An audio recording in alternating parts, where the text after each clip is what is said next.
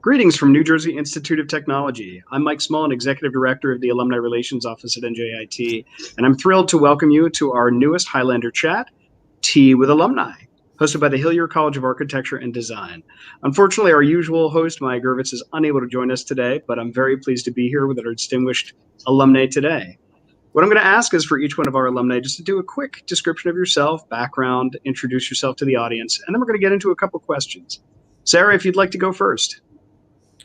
Hi, so I'm simultaneously an alumni and a student. I graduated from the Interiors program in 2020, and I am currently in my second year of the master's program, and I'll graduate in 2022. Monica? Hi, everyone. My name's Monica. I graduated from the digital design program at NJIT in 2018. I'm currently working as an adjunct professor at NJIT, teaching the kind of intro level communications courses. And I'm also a master's student in the information systems program. Anita? Hi, everyone. I'm Anita. I graduated in interior design back in 2012. That's about it for education. Leah? Hi, everyone. I'm Leah. I am currently a third year in the interior design program at NJIT, so I'm still a current student. Audrey? Hi, everyone. My name's Audrey. I graduated from the industrial design program in 2016. And I currently am the senior manager for the global retail design for L'Oreal. Sydney? Hi, I'm Sydney. I'm a current student as well. I'm in my 4th year of the architecture program here at NJIT. And Kate? Hi, everyone. I'm Kate Marr. I graduated from NJIT with a master's in architecture in 2008. And I'm currently Senior Director for Global Retail Concepts at Nike. All right, so first off, what I love about this group, a lot of diverse background, relatively recent, right? So you've got experience either as current students, but sort of coming to the end of your college career, or you graduated relatively recently. So you've got this unique bird's eye view on what life is like when you graduate. So with that in mind, let me start with our first question. What's something you wish you knew when you started at NJIT? And again, we're going to do a quick round robin, and then we'll just open it up for discussion. Sarah, what about you? Anything you wish you knew when you started that you wish you could go back and tell yourself? I would say, as a first-year student, your biggest focus should be time management and figuring out how to balance all your classes, especially when studio life comes in. Once you have that handled, you can do whatever. You can take on the world. Time management. Yeah, I've heard that from a number of people. Not my greatest strength either. Monica, what about you? Anything you wish you knew? So one thing I really kind of wish I knew is like exactly what I was looking for to get from NJIT. When I first started as a student, I was like really into animation. And after doing it for the first time, I realized it's not what I wanted to do. So kind of going in with a better idea of kind of like what I really wanted to focus on so I could focus more on like building my portfolio. That would have to be it. And Anita, what about you? Yeah, so I would say kind of similar to that, because I went in thinking I knew what I wanted to do and kind of changed my mind. But I would say I wish someone told me don't be afraid to explore. Like take all of the electives you can take and kind of, challenge yourself to kind of step outside your comfort zone and maybe do something that you wouldn't necessarily think you want to do in the future, but just to try it out, because you really never know where that could lead. So I'm hearing some themes here already. Leah, what about you? So I would say the same as Monica and Anita. So I came into NJIT kind of not knowing what I wanted to do. I started actually as an architecture major. And then I saw interior design work and I was like, no, this is what I need to do. And I started taking foundation year classes and it was so much more art based, which I really enjoyed since I'm an artist. And yeah, so now I'm here and I love it. And Audrey, what about you? I think what I would tell myself is to not beat myself up over like just general like life direction. I think after I graduated, I was so stressed out about where I wanted to be and what I wanted to do and how I wanted to get there that I didn't really enjoy the journey of getting to where I wanted to be. So I think just don't beat yourself up and just take it day by day. So we're going to come back to that because that's such a hard thing to do. Sydney, what about you? I think as a freshman, I wish I would have had more confidence in myself, and I wish I would have like tried more things. Because now I feel like I have a lot more confidence, and I'm like to finish everything and look at everything like as I'm graduating. So. And Kate? Yeah, I think I would say is to first thing is to recognize you're not going to be an expert by the time you graduate. You're going to be continuing learning for your whole career, your whole life. And so this idea of being perfect by the time you graduate, it just doesn't exist. It's not true. And so really, like guys on the call said, really take the time to be curious and kind of set that foundation. And it's really about trying enough things and getting a solid foundation. And then the rest will take care of itself after you graduate. All right, so this is going to be open conversation with us. I've heard basically three themes, right? So certainly time management, the ability to schedule things appropriately, studying, personal life, work, so on.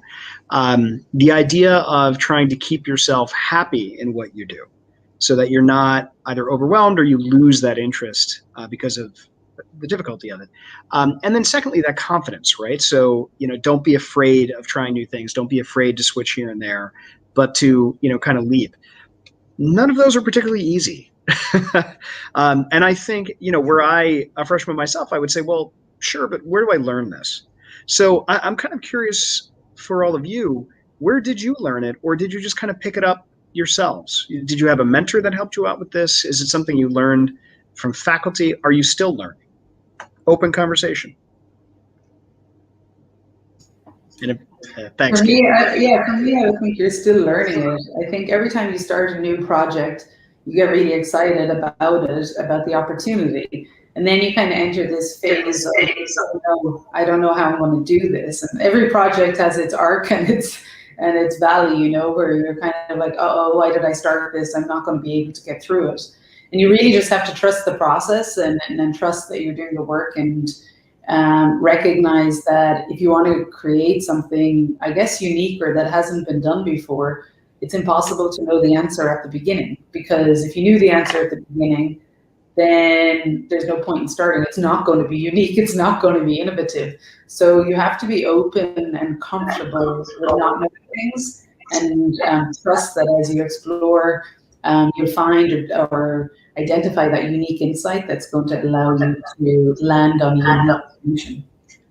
So that would be my thing, is just trust the process. Tough to do sometimes, but I think, it's funny, you hear that in sports, you hear that in the military, you hear it in engineering. If you've done the right things the right way and you've got the infrastructure in place, it should be okay. Does anybody else, sort of feel the same way, or do you have a different take on it? Anita, I see you're unmuted. Yeah, I would say also with talking to people. So whether it's your professors in school or your coworkers, especially older coworkers who have been through, a lot more experience, you learn a lot through other people's kind of testimony or just their journey. And it may open up your eyes to something you hadn't considered before, or like a certain part of the field. I'm speaking from interior design, like that you weren't aware of or that you didn't really consider for yourself. So yeah, I guess it comes in, like networking comes into play when I think about that. Okay, and by the way, I think one of the things that is so clear to me on the alumni side is learning how to network, right? Because it is a skill that you can learn. And oftentimes, this isn't something we're teaching in class. You end up sort of having to teach yourself. So I know that's not necessarily the easiest thing to learn how to do. Does anybody have a take on when you started thinking of networking as something that can really benefit you, and how did you learn, if already, how did you learn to do networking with other people and other alums? So I'll speak about kind of my personal experience. So one thing that really helped me kind of get into the habit of just kind of approaching people and like talking to them was definitely like the studio format where you're kind of stuck in a room with like-minded people for like hours and hours and hours each day. And you're kind of forced to like, what are you working on? What are you doing? And things like that. Something else I did was I joined clubs at NJIT. So in particular, NJIT SIGGRAPH was the club I was involved in during my time as a student. And I actually got my first internship through a connection of a previous student who was part of that club. So it definitely starts kind of at the university level. And then it's just a matter of, once you get out there and get kind of into the industry, it's just a matter of, talking to people, finding people who have similar interests. If it's something, you're interested in, I would definitely hang after my shift ended and would just kind of shadow them and kind of see what they were working on and make connections that way. So one of the things I always love to mention in conversations like this, maybe we don't do the job that I'd like us to do. So we have 80,000 graduates of NJIT and almost 15, 20,000 graduates that are architecture, visual design related. And some of them are extraordinary leaders in the field. So this idea of network is starting at that level. And then when you really look at it, networking takes that first step, right? So what's that one connector that makes things easier to talk to? And because there are so many graduates, I love to say you could throw a rock and you're going to hit an NJIT alum somewhere. That's your entree, right? That's your opening.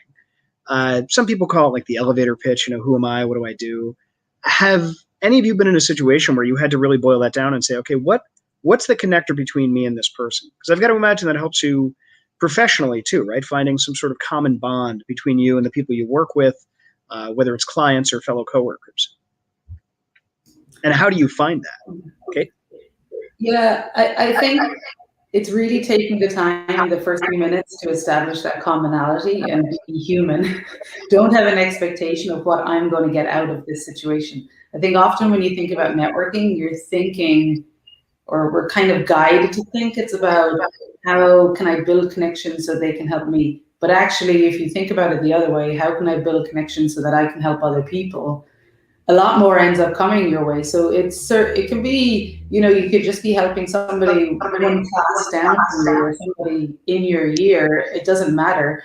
This idea that you're going to have a network for life that will exponentially grow, it's all of the interactions along the way. But I would agree with you, finding some commonality up front and finding a way in which you can offer your own service or your own help or your own introduction to somebody else can often serve you better long term in building a network. And the big thing as well is don't try and network when you have an immediate need. The idea is to continuously do it over time so that when you do have a need, that network is there, you can rely on it. And it may be you're only asking somebody in your network to help make an introduction to somebody else for you. That might be all you're asking for somebody. And you'd be surprised when you do ask for help then. A lot of people want to help you. If somebody's going to take initiative, people out there want to help. So I find that very frequently, that's one of the hardest things to believe, that people actually want to go out of their way for you, right? Because, and especially I think graduates of ours, so many of you are self-starters, right? You rely on yourself, you know what you can do. Even when it gets tough, you're just going to exceed and excel. But relying on other people itself is something that's a skill to do. So I'm just going to go one by one. What's an example where you had to overcome some obstacle, whether you did it with somebody else or whether you did it yourself? And how did you get through it? Was it a tough process or were you feeling good after that? Sarah, let's go ahead and get started with you on that. So I think something that a lot of people as undergrad have an issue with is finding an internship and putting yourself out there. So one of the things that I did when I was kind of in a rut and I was looking for something and I wasn't really hearing back was I just researched all the, my ideal ones, whether it be in the city, whether it be by me, and I just emailed them. I emailed them my, resume, my cover letter, my portfolio, regardless of whether or not they had an ad out there that they were hiring. And that's how I actually got my last job. Was I emailed this place, and they happened to be in need of an intern. So I worked there for the summer, and then I've been working there since. And so I think it's just like you need to believe in yourself and put yourself out there, because I think you don't think you're as capable as you really are, especially since like the top of the notch knowledge that's just come out. So believe in yourself. So I love that. I mean, it's inspirational, but it's true. I do find that sometimes you don't know you can do that until you've done it, right? It like sneaks up on you, and then all of a sudden you say, "Oh my God, good for me." Monica, what about you?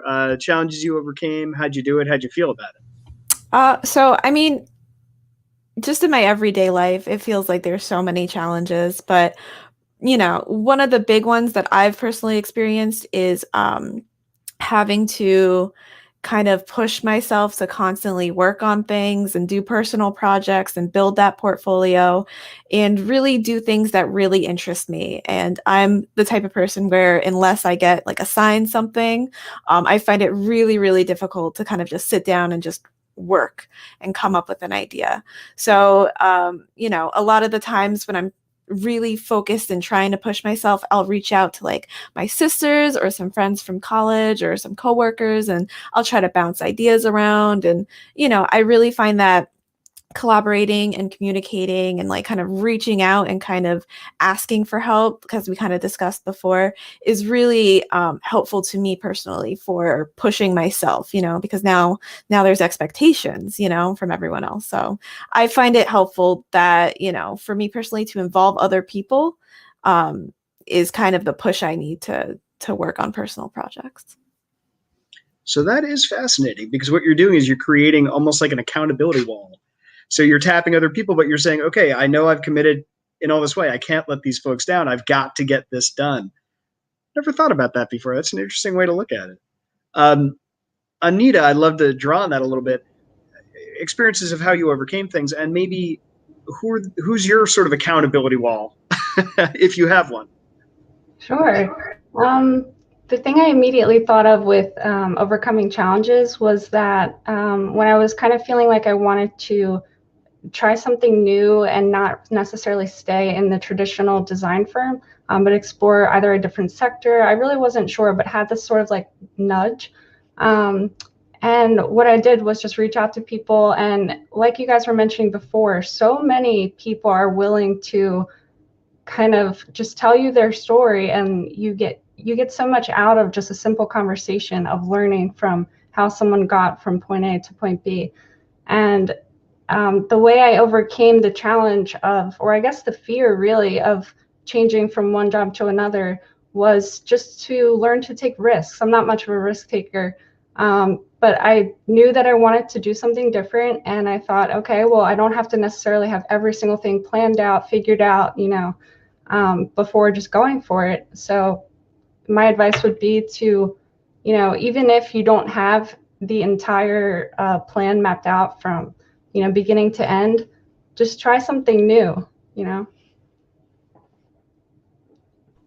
So I think in a way it's purposeful challenging yourself, right? Yeah. So if you're going to go further, then you have to do something that you're not comfortable with, which again, I can't imagine that's easy, because you actually have to pick what is it that you're going to do that challenges you, right? And making that choice alone requires a little bit of a thought process. Is it an advancement of your interest? Is it something you're going to be happy with?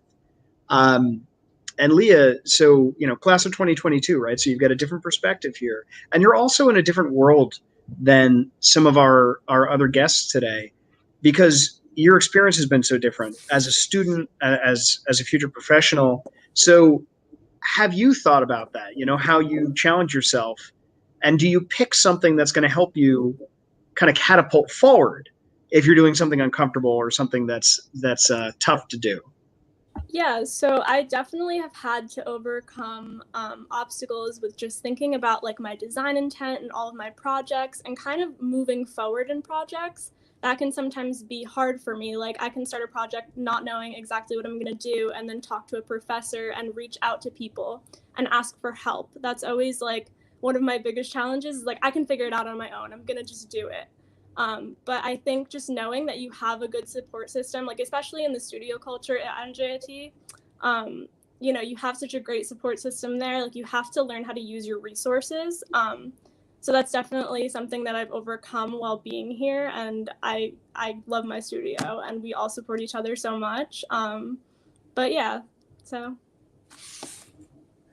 So I love that. I've got to say, I was very happy to work with some of the Hilliard College staff over there, and we're doing virtual tours of locations. I hadn't seen some of the studios on campus. I hadn't seen some of the professional studios where we work. They are beautiful. I mean, what a view, what a great place. But really, it's that community that goes into all of that that stood out to me, and it's almost like a family in a lot of ways. So Audrey, I wonder if you've experienced the same thing. You know, when you're overcoming challenges, do you feel like you've got a support network of family, of alumni, of students, of people you work with that help you do that? Yeah, definitely. You know, as I was like sort of like going on furthering in my career, I, you know, always had a manager or someone or a coworker that I could always, you know, turn to for whether it be, you know, design advice or personal advice. And those are, you know, those relationships are definitely very important to keep. And in terms of like overcoming obstacles, for me, the biggest obstacle I had to overcome was the networking part. I didn't know how to do it at first. So to be very honest, I was relentless and I just cold emailed people through LinkedIn, through you know, looking at different companies that I wanted to work at and almost not stalking them, but like going through, okay, this person is the manager for this role. Let me try to see if I can connect with them through LinkedIn. And that's kind of how I got started with my career was through that. So. Okay, so remember that because we're going to come back around to that when we talk a little bit about the companies where you work. And by the way, I love that. That's how you've got to be. My very brief aside, I love tracking down alumni that we try to get in contact with. People are all over the world. They're all over the country. You know, it's tough sometimes. But if I call them, and usually it's out of the blue, and I say, hey, you know, we really want to just kind of hear about your experience, the first question is, how did you find me? And it's really just persistence, and you just got to keep trying, right? So Sydney, I wonder what your experience has been like. How do you challenge yourself? Is it persistence? What's maybe the top 2 or 3 things that you know you have to do to overcome a challenge and to succeed against your own expectations? I guess it's something similar to Leah's perspective. I have to use my resources, and I'm involved in a lot of clubs, and I've always had mentors through those clubs. And then also, like Audrey said, similarly, I connect with people on LinkedIn, but I've had experiences where I've gone to the NJIT career fair and I've talked to people. Like, sure, I haven't gotten that job, but I have like back and forth conversations with the people that I've met still. So that is great to hear. And by the way, something that we implemented a few years ago, hopefully it was helpful, is trying to identify alumni by their name tags at the career fair. And the point of that was you should know if somebody graduated from NJIT because these are your connections. And regardless if you get a job or not, make sure to follow up and say thank you. And hey, let's stay in touch. So Kate, what about you? How you're wrapping up for us here.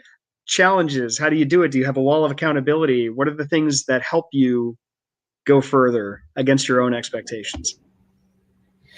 Yeah, I think for me, you know, I have moved around a bit. I've worked in different places, different countries. I think the challenge for me is always to make sure that you're growing, right? I'm kind of, you know, like don't want to get static, and so I really do believe in having like this open growth mindset throughout everything I do. So usually, it used to be kind of, I guess, looked upon or frowned upon as moving careers or moving jobs too much or too quickly in the past. And I think this next generation, everybody's much more open to that, be it through the gig economy or through working on a specific project and then moving on to another group. I think when you're young in your career, you have a brilliant opportunity. It's almost like Tetris to build those building blocks and work your way up. Yes, you could go on a severe vertical and up a ladder, but you probably won't have then a strong foundation. So I look at it more like that, of how can I build those building blocks. Some things you'll get very peak sharp points on and others not, but it'll come over time. So for me, so long as I'm working with good people, like fun people to work with, interesting people to work with, the content is interesting, then I kind of trust that the answer is in the room. So collectively, I might like throw out an idea that ends up being pretty crap, but it ignited another idea and it allowed somebody else to build on it and build on it and build on it. I think when you're in architecture school or in school in general, it's a very, in many ways, it can be almost too individualistic of an experience where you're thinking it's my project, it's my grade, it's my result, I'm looking for the job. Whereas in reality, when you get out in the workforce, it's highly unlikely that you get to work on anything on your own completely without other people's input, without other people's critique. So I think, yeah, it can be challenging working with a lot of different people cross-functionally, but it also can be rewarding in the sense that you get diverse point of views and most likely and most often a richer outcome and a richer result. But that starts with having that growth mindset and having an open mind and being willing to, like everybody said here, leverage the resources and trust the input of other people. So yeah, I found even though it's my career, in many ways, it's not an individual thing. The amount of people you have to have gratitude for that have helped you along the way, that have supported you somehow, or have prompted you for that next step when you didn't think you were ready, or that have, you know, supported you or talked about you in the background that gave you that jump up, and they've solidified some of your reputation. So yeah, I think it's like every day doing a little bit, every day trying to be a little bit better, and that's kind of my approach. Okay, so something I love that you said, well, you said a bunch of things that are really fascinating to me, and I think to the audience at large. The visual of how you're actually building things. I think Tetris is such a great way to look at it because it's all about where you're headed, and things change depending on how far you are and what fits perfectly and how you can build up in a way that's going to be helpful later. So, I mean, I'm going to steal that. But I also think, and this is going to be open conversation for a couple minutes, niche has so much to do with that, right? So what is your skill? How do you apply that? How do you bring value and so on? And Kate, I know this is something that you do, right? You have a pretty unique niche where you are. So if I can ask everybody just to unmute, I'd love to hear, you know, as you're speaking, but I'd love to hear what sort of niches have you filled in your role or in research or in things that you've worked on as projects? And how are you making your contribution unique in some way? And Kate, I'm going to start with you again. Yeah, you know, I'm Irish. I'm from Ireland, and I came to college in the States because I played basketball. And never, when I was playing basketball, did I think I'd end up working for Jordan. You know, that was a dream of mine when I was a kid. And when I came to the States to play basketball, I was so focused on the scholarship that when I arrived for one of my visits to campus, they said, you have to meet the academic advisor. And I was kind of like, for what? Like, I knew I was meeting the coach. I knew I was meeting the team. And they're like, you have to talk about what you're going to major in. And I was like, I hadn't even considered my education part. That's how focused I was at the time on the basketball aspect. And I ended up studying international business and sports marketing. International business, this is going to make me sound really kind of stupid because it sounded international, and sports marketing because I was into sports. And so that was my starting point. But I suppose there were some other underlying pieces there that actually kind of said that that's what I was kind of interested in. That's content that I felt would be easy for me to digest, etc. My dad was a builder, my uncle was a builder, so I used to always work in the summers with them to get some extra money for college. And so that's what kind of got me into the construction side of things. And I also then really enjoyed doing that and really enjoyed building things and seeing an outcome and a result. So at the end of the day, I think some of you might have heard of the Japanese principle about finding your ikigai. And so your ikigai is essentially trying to identify that sweet spot of this kind of Venn diagram of your passion, your skill, something that you can survive from. And so for me, I could have never plotted this career path for myself when I was 17. I would have never thought that this is where I'd have ended up. But it kind of marries really well the business background the design background, the sports background, this ability to travel, this ability to see results kind of quickly, and get close to the end user. So I also really love to see how the end user uses these spaces. And I suppose the marketing side of it is all around this brand narrative. So while it seems quite niche, it's actually perfectly niche for me. So it puts all of my interests together into one place. And because I'm interested in that, the work doesn't feel like work. So you'll often spend more time on it and you just digest that content all the time anyway. And I'm massive into sneakers. I got a huge sneaker collection. So all of these things just, it makes sense for me. And I'm really fortunate to have found that. And so, yeah, going back to earlier, we don't always have a choice. So, you know, when we talked about applying for jobs, you don't always have a choice, but you do have a choice when it comes to your attitude towards that job. So what can I get out of this that's going to help me with my Tetris block to move on to the next thing? So you have a choice in your attitude to say, how can I take some pieces from this that's going to help me on my bigger picture? So yeah, so that's how I kind of found myself in my niche. And to be honest, I couldn't be happier. So I'm happy where I'm at. Well, and that's the dream, right? So they say you never work a day in your life if you do something you love. So working in education, it's been a thrill for me because I get to work with people like you, and I get to work with students who are really changing the world. And you know, it's that sense of reward, but it's a particular field. It's a niche in a lot of ways, and actually working in alumni relations is a sub niche. So again, open conversation, ladies. If you can, you know, tell us a little bit, and this is for the students too. What is specific and unique that you're bringing to bear in the things you do, and then hopefully that's helping you find meaning in what you're doing. So just talking about my projects in the studio, all of my professors have told me that I have a way with color.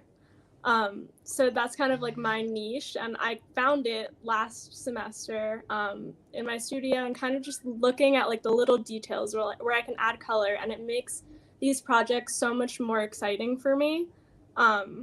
Just doing them and like knowing that like I have this way, and like this is something that I can take into my career too. But yeah, that's my niche.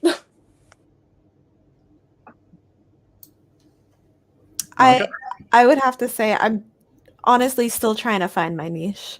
Going through NJIT, you know, I've kind of became like a generalist. I did a little bit of everything, which was really exciting because I'm more of a big picture thinker. I like to know exactly what's going on, you know, through the whole process, through the whole workflow. I've definitely, you know, worked my fair share of kind of, you know, different jobs over the years. But my niche that I'm slowly kind of discovering is that I really love to teach. I do work as kind of an adjunct here at NJIT in the Hillier College of Architecture and Design. So similar to you, Michael, I do enjoy working with the students. I really enjoy working with the freshman students in particular, really helping them figure out, you know, what it is they really want to pursue and helping them kind of plot out the path to get there. Okay, ladies, and we're going to do one more question, which is essentially how have you used some of the, pardon me for 1 second, I'm just fixing a technical glitch I've got here. So how have you used your experience and so on to help you figure things out in the future? Meaning you've overcome challenges, you've connected with people, you've networked, or you're learning how to do it. This has got to teach you something. What have you learned, and how do you think NJIT students can learn right now from things that they're doing right now? And again, open conversation. For me, I guess I think at the end of the day, you know, and I think the year that we've had in the last year, you know, with COVID and, you know, the election here in the United States and everything like that, I think at the end of the day, it comes back to like being quite human and wanting to make a positive impact and leave things a little bit better than what you found them. And so that can manifest itself in many different ways for many different people. But I do think, the world that I work in can be quite commercial for all of us. A lot of it can be quite transactional. There can be, stress about money. There can be stress about, deadlines and working for clients, et cetera, et cetera. But I do think, if you can find an edge somewhere where you're working on projects that give back, or there's a piece in the project that you're working on that's either, like contributing from a sustainability standpoint, or from a give back standpoint, or a mentoring standpoint, I think I find, you can often get more out of those experiences, and you feel that you have done more beyond something just transactional.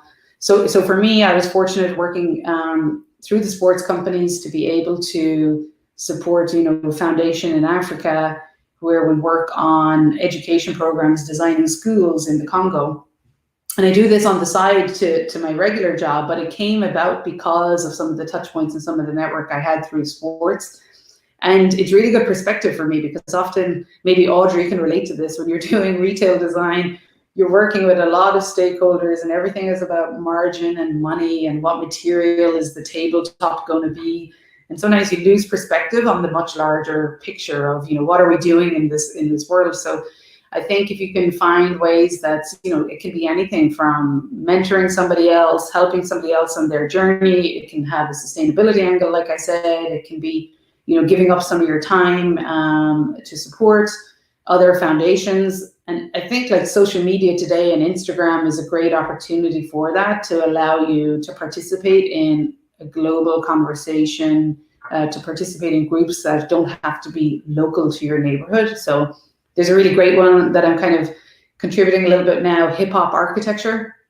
And, it's just this, one guy, and he started it himself, and he kind of reached out to this community, supports the community, and now it's getting some traction. And he recently had gotten sponsored by Herman Miller with the Eames Lounge Chair, and it's now kind of this kind of dialogue piece. So I think it can be, sometimes we think of ourselves as an individual, what can I do?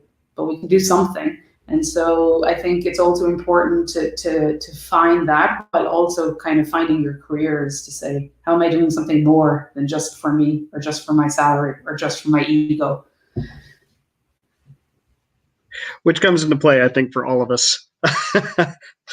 Actually, the reason that I love doing these video chats, right? I get my face front and center. So with that having been said, last words for our students, recommendations, things that you want to pass along to our students, or to students who are going to be coming up after you. And this is open discussion. I know this is a tough one, right? So the world has changed so much, and what I have found, especially with alums in the last 10 years or so, this is tough to explain, right? Because your experience, and I think somebody was mentioning it before, right? The thought was, okay, well, I'm gonna be at the same place for a while. And now those careers move so much, it's actually an expectation. Now it's not just that. Now it's also the technology, the virtual, like you were saying, Kate, you can do this anywhere, you can do it. And there's so much community involvement. Things are so different. So what's the throughput? What's something that stays, that students can really build on, no matter what changes in the world? And if not, maybe change is the only constant, but I'd love to hear your thoughts on that. I feel like I've talked a lot, but mine real quick would be to just stay curious and don't be afraid to take risks. Like at a minimum, you're going to learn something from it, at a minimum. But I'm sure you're going to get a lot more than just a learning out of it. So stay curious. Don't be afraid to throw an idea out there. You never know where it's going to go. And don't be afraid to take risks. Yeah, and kind of playing off of that, if you do take a risk and it didn't necessarily go the way you planned, just always keep in mind your journey's not over, right? Like it keeps going. So you learn from it, and you go left or right, and you just keep moving. Absolutely. Yeah, if I could add anything to that too, would be, as you're a student, really learn how to market yourself. Like, we as designers are almost salespeople. We're selling ourselves, we're selling our designs, we're selling our perspectives and our own unique point of view. So really like learn and try to understand yourself and market yourself. And then also to start to become comfortable with discomfort, and it touches along a lot of the things that we said today, is like, you know, switching jobs, the unsurety, you know, trying to figure out your way as you're going through college and maybe what you want to specify in or what your niche is. It's all uncomfortable, and it's something that you have to learn how to like be okay with and to continue pushing forward, because it's always going to be uncomfortable, especially if you're growing. So. All right. So I'm glad to hear that perspective, especially from, you know, current students, from students who are really going through it too. Ladies, I want to thank you so much for joining me today. This has been such a pleasure. I'm so proud that you were able to be here. And thank you again. I'm glad to see you're all doing well. And we're here to support you in the alumni office. NJIT is here to support you. And we are so proud of everything you do. So thank you again. Thank you. Thank you. Lovely to meet everybody as well. And Yeah, it's great meeting you guys. free to reach out, LinkedIn, alumni, whatever. Yes. This is your network now. I love that. Yeah. We're part of the Tetris build. Ladies, thanks again, and have Thanks a for great having day. us. Thank you. Bye.